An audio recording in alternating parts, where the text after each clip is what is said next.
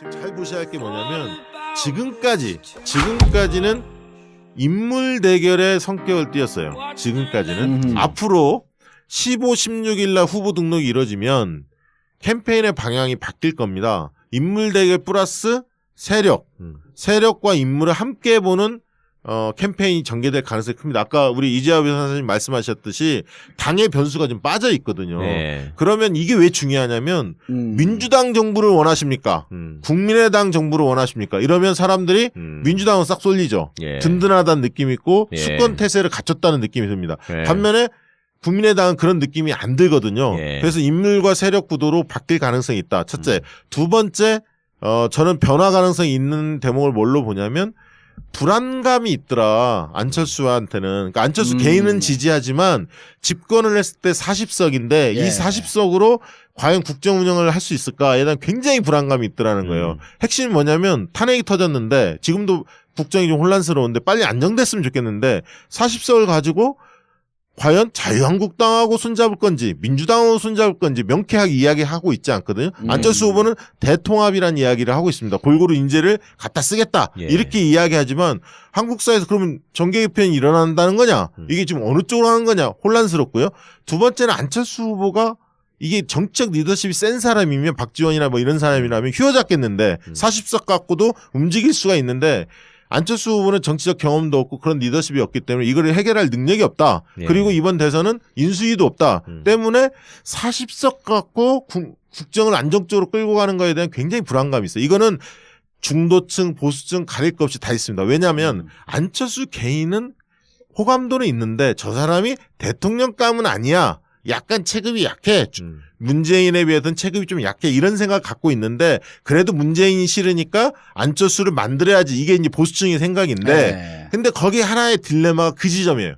딱 그 부분. 불안감. 국정을 안정적으로 끌고 나가지 못할 거라는 불안감. 요게 다 키포인트고 그다음에 이제 박지원이 상황 노릇 할 거라는 예. 그 일부에서 예. 많이 좀 돌고 있는 이 부분도 상당히 아킬레스건 중에 하나입니다. 그럼 실질적으로 지금 그 정리하면 개인 인물에서 이제 구도 당대당으로 가게 되면 빠질 여지가 당대 인물이 합쳐지는 당대 것도. 인물이 합쳐져갖고 이제 좀 빠질 여지가 좀 있고 그다음에 또 하나는 40석인데 40석이 예를 들어갖고 40석 집권해요. 그 연정 그 누가 손잡을 수밖에 없어. 근데 민주당은 하고는 손을 못 잡잖아. 손을 못 잡을 건 뭐 하려고 싸워? 그럼 손을 잡을 수 있는 유일한 쪽은 안철수를 받쳐줬던 지지가 보수인데 그럼 자유한국당하고 손잡아야 될 거 아니에요? 아니 실제로 국민들 인식 조사를 해보면 보수 정당하고 손잡을 거라고 예상하는 사람이 많습니다. 왜냐하면 자기를 지지해준 세력인데 그럼. 배신할 수 있냐 이거죠. 아니 이게- 그럼 가짜 정권 교체고 죽 써서 개주는 정권 교체죠. 자유한국당이 120석 아니에요. 이쪽 40석이야. 묶음 160석이야. 그럼 주도권을 누가 휘둘러요? 아니, 그런 거에 대한 불안감이 있다는 거 아니야. 거죠. 지지자들에게 자유로운 지도자는 없어요. 자기를 뽑아준 사람들에 맞춰서 정책을 펼 수밖에 없는 거거든. 멋진 얘기를 해네. 벼랑 안에 차다가. 그게 아니고 예. 실질적으로 다 그래요. 내가 이제 민변회장에 나갔다. 내를 뽑아준 사람들이 누구다는 거 대충 알 거란 말이야. 그게 이른바 정치에서는 네. 부채가 있다는 거예요. 자기 부채 있는 사람한테 기울 길을 갈 수밖에 없어. 그렇게 하고 예컨대 뭐 사드 뭐 반대해서 찬성으로 돌아섰잖아요. 다시 찬성으로 돌아올 수가 없습니다. 그때부터는 지지자 이탈 현상이 일어나 버리면 정권을 유지를 할 수가 없어요. 그러니까 그래서 안철수 후보한테 사람들이 걱정하는 거는 많이 휘둘릴 것 같다. 휘둘릴 특히 것 이제 같다. 박지원 의원의 영향력에 놓일 것 같다. 왜? 국민의당은 안철수당 같지 않다. 요즘에 보면 박지원당 아니냐. 아하. 이렇게 보고 있는 거고. 두 번째는 정체성이 좀 모호하다. 아까 왔다 갔다 한다. 예. 그다음에 이 양반도 좀 협량이다. 폭이 넓지 못하고 자기 사람 몇 명 없고 배척을 한다. 이런 어떤 이미지가 있어서 그다음에 이제 그 자수성가 프레임을 좀 걸었어요. 문재인은 상속자, 예. 본인은 자수성가. 그런데 사람들은 어떻게 보냐면 안철수는 금수저다. 태어날 때부터. 문재인은 흑수저고. 아니 문재인은 모르겠고 네. 금수저기 때문에 안철수한테 미덥지 못한 건 뭐냐면 서민 생활을 알까? 이 사람이 과연 그런데 국정을 자수성가 잡았을까? 프레임을 걸었으니까 이게 프레임도 통하지 안 않는 맞는 거예요. 거죠. 그건 안 아하. 맞는 거예요. 그건 잘못된 프레임이에요. 자, 그리고 최변. 예. 호남 아니에요, 호남. 예. 그런데 자, 호남에서 지금 반반 팽팽하다 그런단 말이에요. 문재인이 조금 높고. 예. 그런 거 보면 어쨌든 지난 4.13 총선 대비 보면 더불어민주당이 많이 쫓아간 거예요. 네. 그리고 이제 쭉 올라갔다가 다시 문재인 조금 주저앉고 안철수가 오면서 이제 둘이 팽팽하게 됐는데 예. 자, 호남민들이 선택적 투표를 하는 분들이에요. 전국적으로 거의 유일무이하게. 자, 근데 지금 이런 프레임이 통해 네. 정권 교체하면 40석밖에 안 되는데 그러면은 자유한국당 보수정당하고 손잡어? 이러면 호남민들은 어떤 판단할까? 그래도 찍을까? 아니 자유한국당하고 손잡을 거라 그러면 안 찍겠죠. 그런데 그렇게 얘기를 안 하는 것 같던데 지금도. 누가 국민의당은 예, 네. 국민의당은 만약에 집권하면은 당연히 민주당하고 잡고합니다라는 얘기를 거기서 내부에서 하는 것 같고. 누구 국민의당 내부에서? 국민의당 의원들이. 그럼 뭐 하려고 예. 싸워요? 아니 그러니까 예? 억울하다고 하는 거 아니에요. 지금 국민의당 사람들은 우리가 잡아도 정권 교체인 건 맞다. 그리고 우리가 하면은 무조건 무슨 뭐 저기 정권 교체도 아니고 무슨 나쁜 사람이랑 나쁜 짓 하는 것처럼 매도하려고 하는 거는 지금 저 민주당과 문재인 쪽의 전략일 뿐이다. 이렇게 지금 말하자면 자기 논리를 만들어서 거기다가는 퍼뜨리고 있는 것 근데 그게 같은데. 설득력이 있어요. 저희 이게 근데요. 실질적으로 사람들은 약간 찜찜한 거예요. 예. 그러니까 그 문재인이 잡았을 때는 확고한데 정권 교체인데 확실한 정권 교체인데 안철수가 잡으면 형식적으로는 정권 교체는 맞다. 형식적으로는 무늬만. 예, 예. 그런데 이제 보수 세력이 실제로 주도하고 있다고 보는 거예요. 그러니까 안철수가 보수 세력을 끌어들이는 게 아니라 보수 세력이 정권을 연장하기 위해서 안철수를 얼굴 내세우고 있다. 얼굴 예. 받아. 이렇게 보는 거예요. 그 전문 용어로 얼굴 교체라 그러는 거예요. 예, 맞습니다. 정권 교체가 아니라 저는 그렇게 생각을 하는데 원래 안철수가 결국 민주당에서 나가면서 한 게 패권 세력, 문재인 패권 세력은 함께 할 수 정치를 함께 할 수 없다고 나간 거잖아요. 친문 패권 세력. 친문 패권 세력 그렇게 했는데 어떻게 같이 해? 아니 안철수의 특징이 원래 그 공조직에서 한참 회의에서 결론이 나오면 알았다고 하고 돌아가서 마음대로 하는 거잖아. 그러니까 이번에도 그냥 지지 세력은 그렇다 치고 돌아서서 마음대로 해도 되지 않을까? 아니 그 예를 들어서 난 이재하 변호사 중요한 얘기했는데 사람들이 지나간 역사적 정치적 행위를 금방만 잊어먹거든요. 아 이미 2015년 12월에 문재인하고 같이 못합니다. 그리고 온갖 침을 뱉으면서 돌아섰어요. 근데 그 와서 그 물을 다시 먹어? 자기가 그러니까 정권 잡고 난 다음에 아주 여기에 대해서 한이 맺혀 있는데. 그러니까 맞아요. 그러니까 부부도 헤어지면 있잖아요. 예. 그 나간 사람들이 제 발로 다시 돌아오기는 힘들어요. 근데 원래 있었던 사람이 이제 들어와서 내 용서할 테니까 같이 한번 해보자는 가능한 건데 나갔던 사람이 원래 있었던 사람. 그거 해봤어요? 해보지도 않고 이혼 재판 변호사는 그런 거 다 알아요. 변호사 무슨 그 차이가 있는 거예요. 예.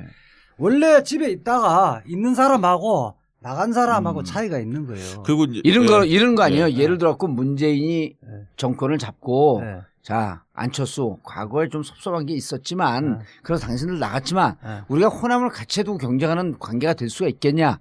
자 이제 함께하자 하면서 불러들이면 가능하지만 나간 안철수가 문재인 이제 당신도 나 쫓아와갖고 같이 합시다. 이건 안 된다는 거 아니야. 그럼요. 이건 이혼 변호사를 해본 이재하 변호사가 잘한다. 그렇죠. 그러니까 차라리 그러면 홍준표하고 안철수가 친하게 지내는 게 자연스럽다? 그것도 이상하잖아요. 그러니까 결국 홍준표가 안철수 만날 때마다 밥 먹었어요? 이거부터 시작하면 어떻게 둘이 친구가 되겠어? 아니, 근데 홍준표하고 안철수는 친할 수 없지만 지금 보세요. 아까 박지원 부대표도 얘기했지만 10%로 계속 유지하고 있다가 언제 20이 갔는지 생각을 해보세요. 12, 15 이렇게 올라갔다 언제 20이 갔냐면 광주에서 안희정이 2등이 되고 현격하게 60대 20으로 떨어지면서 그때 2등을 하면서 그때 안희정 지지율이 쭉 빠집니다. 그리고 그 지지율이 어디로 갔는지는 모르지만 동시에 그 전후로 해서 안철수 지지율이 20%를 돌파해. 그게 그 시점이에요. 그렇다고 한다면 안희정 지지했던 세력이 이쪽으로 갔네? 자, 그러면 안희정 지지했던 그 세력은 왜 그쪽으로 왔을까? 보수층에서 혹은 중도층에서 이쪽 민주당으로 올 수 없었던 사람이 안희정 쪽에 있었다가 그분들이 간 거 아니에요? 보수 세력이죠. 그 다음에 35%는 어떻게 갔습니까? 후보되고 난 다음에. 그건 박근혜 찍은 사람들이에요. 박근혜 찍은 사람들, 그 다음에 홍준표한테 갈 수 없는 사람들.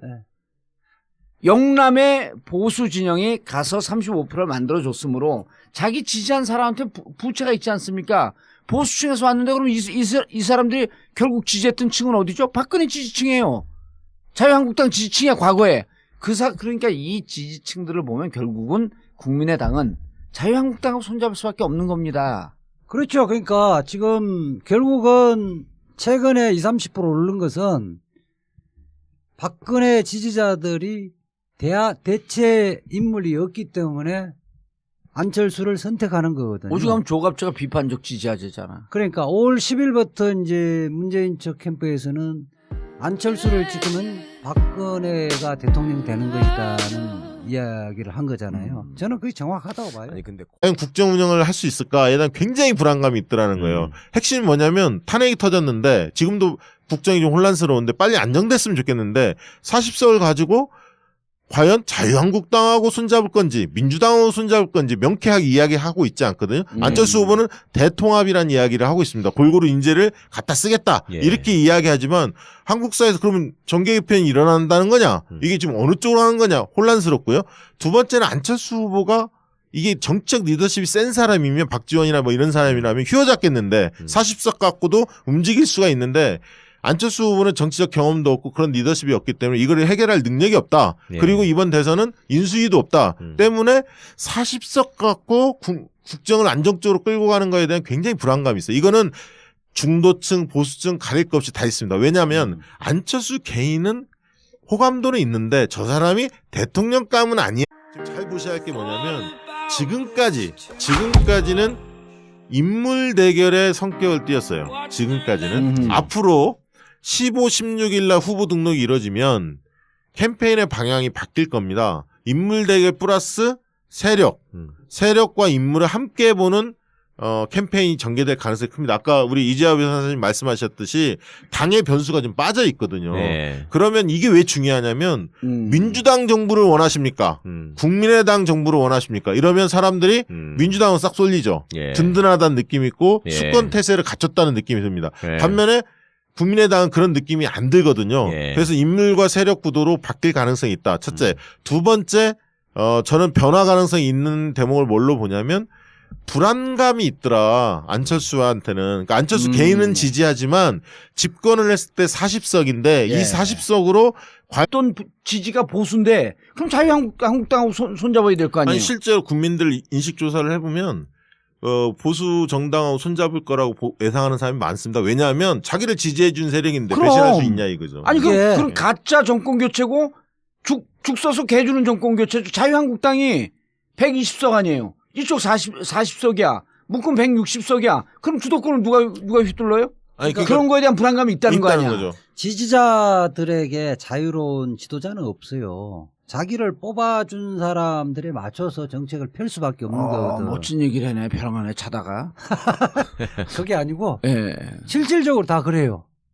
내가 이제 민변 회장이 나갔다. 내를 뽑아준 사람들이 누구다는 거 대충 알 거란 말이야. 그게 이른바 정치에서는 네. 부채가 있다는 거예요. 자기 부채 있는 사람한테 기울기를 갈 수밖에 없어. 그렇게 하고 예컨대 뭐 사드 뭐 반대해서 찬성으로 돌아섰잖아요. 다시는 찬성으로 돌아올 수가 없습니다. 그때부터는 지지자 이탈 현상이 일어나 버리면 정권을 유지를 할 수가 없어요. 그러니까 그래서 안철수 후보한테 사람들이 걱정하는 거는 많이 휘둘릴 것 같다. 휘둘릴 특히 것 이제 같다. 박지원 의원의 영향력에 놓일 것 같다. 왜? 국민의당은 안철수당 같지 않다. 요즘에 보면 박지원당 아니냐. 아하. 이렇게 보고 있는 거고. 두 번째는 정체성이 좀 모호하다. 아까 왔다 갔다 한다. 예. 그다음에 이 양반도 좀 협량이다. 폭이 넓지 못하고 자기 사람 몇 명 없고 배척을 한다. 이런 어떤 이미지가 있어서 그다음에 이제 그 자수성가 프레임을 좀 걸었어요. 문재인은 상속자, 예. 본인은 자수성가. 그런데 사람들은 어떻게 보냐면 안철수는 금수저다. 태어날 때부터. 문재인은 흑수저고. 아니 문재인은 모르겠고 네. 금수저기 때문에 안철수한테 미덥지 못한 건 뭐냐면 서민생활을 아니야. 약간 체급이 약해. 문재인에 비해서는 체급이 좀 약해. 이런 생각 갖고 있는데 그래도 문재인이 싫으니까 안철수를 만들어야지. 이게 이제 보수층의 생각인데 네. 근데 거기 하나의 딜레마가 그 지점이에요. 딱 그 부분. 불안감. 국정을 안정적으로 끌고 나가지 못할 거라는 불안감. 요게 다 키포인트고 그다음에 이제 박지원이 상황 노릇 할 거라는 예. 그 일부에서 예. 많이 좀 돌고 있는 이 부분도 상당히 아킬레스건 중에 하나입니다. 그럼 실질적으로 지금 정리하면 개인 인물에서 이제 구도 당대당으로 가게 되면 빠질 여지가 당대 인물이 합쳐지는 당대 것도. 인물이 합쳐져갖고 이제 좀 빠질 여지가 좀 있고 그다음에 또 하나는 40석인데 아, 40석이 예를 들어갖고 40석 집권해요. 그 연정 그 누가 손잡을 수밖에 없어. 근데 민주당은 손을 못 잡잖아. 손을 못 잡을 건 뭐 하려고 싸워? 그럼 손을 잡을 수 있는 유일한 쪽은 안철수를 받쳐줬